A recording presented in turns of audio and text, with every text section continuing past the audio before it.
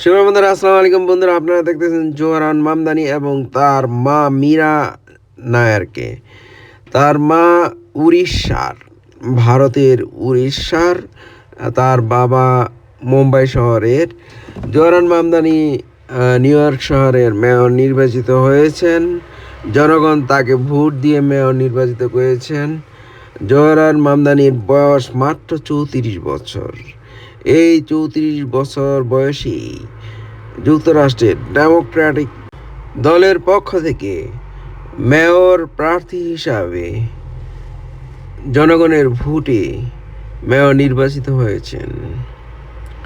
Zohran মামদানির বিজয়ে যুক্তরাষ্ট্রের ইহুদিরা খুবই চিন্তায় পড়ে গেছে। বিশেষ করে নিউ ইয়র্ক শহরের ইহুদিরা খুব বেশি চিন্তায় পড়ে গেছে। নিউ ইয়র্ক শহরের মধ্যে সবচেয়ে বেশি ইহুদির বসবাস।